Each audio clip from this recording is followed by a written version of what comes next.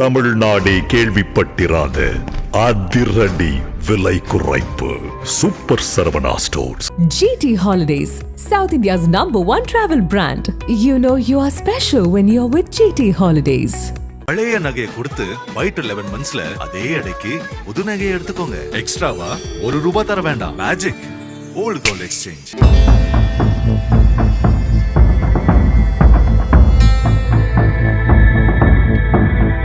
கரூர் நெரிசல் மரண விவகாரத்தில் சிபிஐ தனது விசாரணையை தீவிரப்படுத்தி இருக்கும் நிலையில் A1 குற்றவாளி ஆதவ் அர்ஜுனா தான் எனவும் அவருக்கு பின்னணியில் பாஜகவின் சில முக்கிய புள்ளிகள் இருப்பதாகவும் கசியும் தகவல்கள் தாவேகா தலைவர்களை மட்டுமல்லாது ஒட்டுமொத்த அரசியல் அரங்கையும் அதிர வைத்துள்ளன.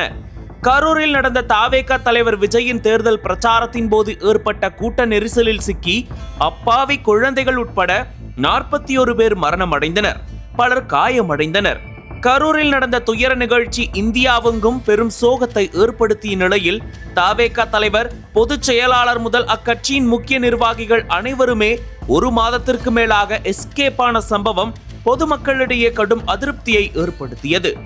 கரூர் சம்பவத்தால் பாதிக்கப்பட்டவர்களுக்கு மாநில அரசும் அரசியல் கட்சிகளும் நிவாரணத் தொகை வழங்கியது போல முன்னெப்போதும் இல்லாத வகையில் ஒன்றிய அரசும் அவசரமாக நிவாரணத் தொகை வழங்கிய விவகாரம் அரசியல் கட்சிகளிடையே பேசுபொருளாக்கியது. இந்நிலையில் கரூர் விவகாரத்தில் நடந்தது இதுதான் என ஆதாரத்தோடு கூறுகிறார்கள் ஒன்றிய அரசின் நடவடிக்கைகளை உற்றுநோக்கும் பாராளுமன்ற மூத்த உறுப்பினர்கள் சிலர். இதுகுறித்து தங்களின் கருத்துக்கள் மட்டும் போதும், பெயர்கள் வேண்டாம் என்ற நிபந்தனையோடு பேசிய அவர்கள் கடந்த ஜனவரி 13 முதல் பிப்ரவரி 26 வரை உத்தரப்பிரதேசம் பிரயாக்ராஜில் நடைபெற்ற மகா கும்பமேளாவின் போது ஏற்பட்ட நெரிசலில் சிக்கி 100க்கும் மேற்பட்ட பக்தர்கள் இறந்தனர்.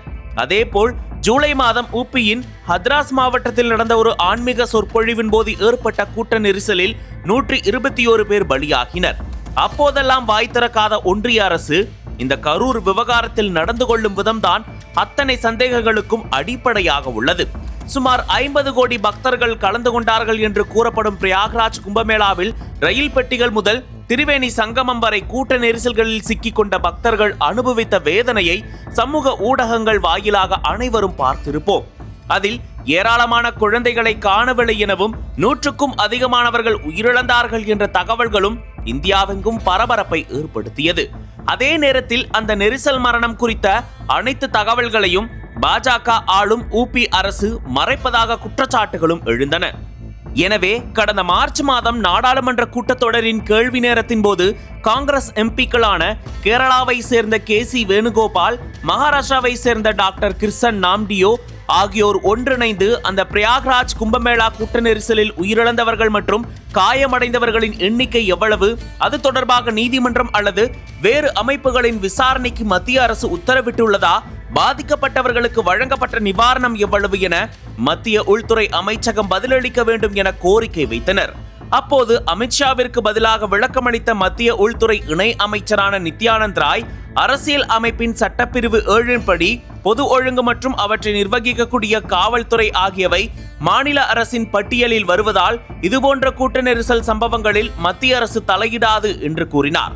எனவே அவர்களுக்கு நிவாரணமும் வழங்கப்படுவது கிடையாது. அதே போல கூட்ட நெரிசல் மரணங்கள் தொடர்பான விசாரணையையும் மாநில அரசை மேற்கொள்ள வேண்டும் என்பதால் அது தொடர்பான விவரம் எதுவும் தங்களுக்கு தெரியாது என்று தெளிவாக கூறியிருந்தார். அப்படி இருக்கும்போது பிரயாக்ராஜ் மற்றும் ஹத்ராஸ் நெரிசல் மரணங்களின் போது இல்லாத அக்கறை இந்த கரூர் மரணங்களின் போது மட்டும் மத்திய அரசுக்கு ஏன் வர வேண்டும்? அது தவிர சம்பவம் நடந்த சில மணி நேரத்திலேயே ஒரு நபர் ஆணை விசாரணைக்கும் சிறப்பு புலனாய்வு குழு விசாரணைக்கும் மாநில அரசு உத்தரவிட்ட நிலையில் கூட்ட நெரிசலில் சிக்கி உயிரிழந்தவர்களின் தந்தை ஒருவரிடம் அதிமுகவினர் மூலமாக பொய்யான தகவல் கூறி சிபிஐ விசாரணை வேண்டுமென உச்ச நீதிமன்றத்தை ஏன் அணுக வேண்டும்?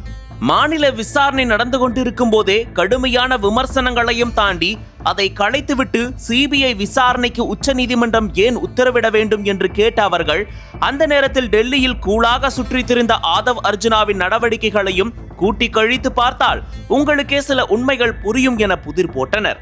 பின்னர் சிறிது சிந்தனைக்கு பிறகு உடைத்து பேச தொடங்கினர். ஆரம்பத்தில் சோற்றுக்கே லாட்டரி அடித்த ஆதவ் அர்ஜுனா இன்று லாட்டரி அதிபரின் மருமகனான பின்னரும் அவரின் ஜீன் மட்டும் மாறவில்லை. சிறுவயதில் ஒரு மடத்தில் தங்கி படித்தபோது பள்ளி காலத்திலேயே RSS சிந்தனையோடு வார்த்தெடுக்கப்பட்டவர்தான் ஆதவ் அர்ஜுனா. ஒரு கட்டத்தில் பர்மாவிலிருந்து அகதியாக வந்து பல தில்லாலங்கடி வேலை பண்ணி குறுக்கு வழியில் லாட்டரி அதிபர் மார்ட்டினின் மகளை விடாமல் துரத்தியும் அப்படி துரத்துவதை பார்த்த மார்ட்டின் தன் செல்வாக்கை வைத்து சென்னை நீலாங்கரை ஸ்டேஷனில் வைத்து நைய புடைத்ததும், ஆனால் இது தெய்வீக காதல், மணந்தால் இவன்தான் என் புருஷன் என மகள் பேசினதால் வேறு வழியில்லாமல் திருமணம் செய்த பிறகும் RSS சிந்தனை அவரை விட்டு போகவில்லை. கல்வி அறிவு பெரிதுமில்லாத மார்ட்டினுக்கு ஆளினாளாக மாறிவிட்டார் ஆதவ். கிட்டத்தட்ட 10க்கும் மேற்பட்ட மாநிலங்களில் நேரடியாகவும் பிற மாநிலங்களில் மறைமுகமாகவும் லாட்டரி தொழிலில் கொடிகட்டி பறக்கும் மார்ட்டினுக்கு மியான்மர், நேபாள், பூட்டான் உள்ளிட்ட வெளிநாடுகளிலும் லாட்டரி பிசினஸ் இருப்பதால் அவரது அன்றாட வருமானம் மட்டுமே சில 100 கோடிகள் தேரும். கணக்கில் வராத கள்ள லாட்டரி விற்பனையோ அதையெல்லாம் தாண்டக்கூடும்.